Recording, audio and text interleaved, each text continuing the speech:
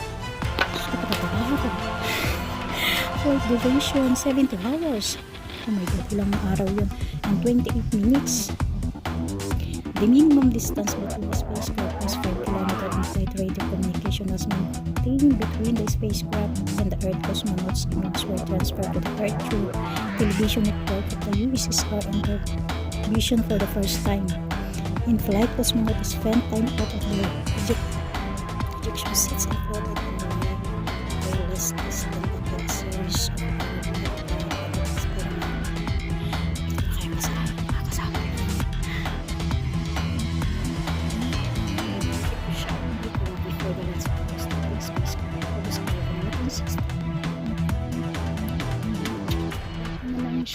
letter from the Cosmonautics to the Central Committee. The communists part of the USSR established when its Cosmonautics Day, March 26, 1960. First minutes after the Cosmonautics siya yun. Bibabae na naman siya. If not on the reverse side to his wife tomorrow.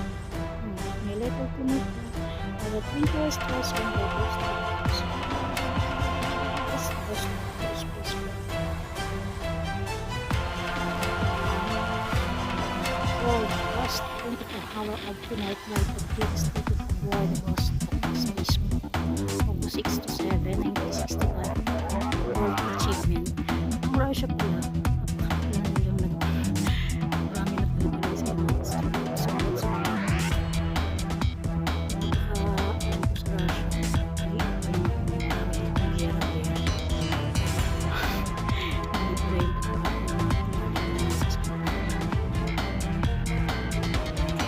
Space over 6 1960. Russian state achieved public communications using the first spacecraft programs.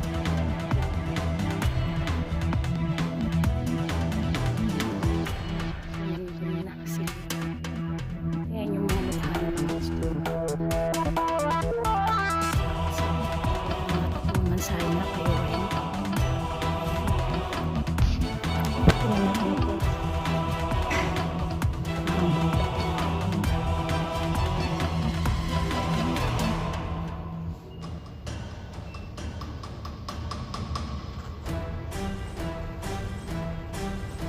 Pala nasa likod ko.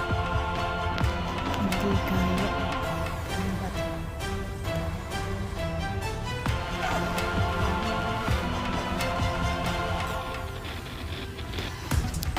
Siya yung ito naman yung liquid ko pala na rocket engine R107 for the persistent of the ghost of carrier rocket. Hindi ko pala tanong mga bomba. Napakayaman talaga ng basa. Galing eh. Wala nyo ha. Nagpaparakit na pala lang sila pagbaba sa lupa. Diba? Galing.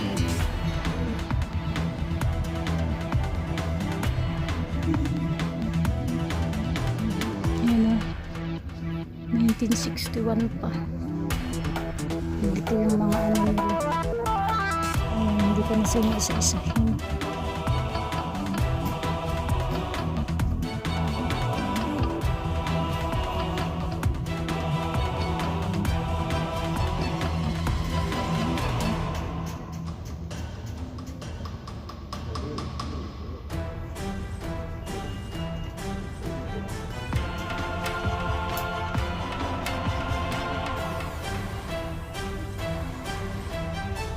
Sino naman to?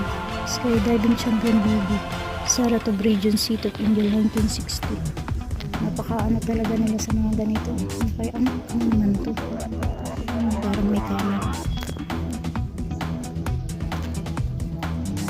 Yan yung telegraph key from the cabin of the Vostok spacecraft simulator. Simulator in 1960 to 1961. The simulator was situated in the Scientific Research Institute of the aircraft equipment and was used to prepare YA Gagarin and GST for the flight. Ito siya naman sa gagaling operations sa Bayesian Hospital during medical examination was October 11 to November 4, 1959. Yung mga certificate nila. Cosmonaut candidates, June 23, 1961. Ay, mga kasali, stay tuned.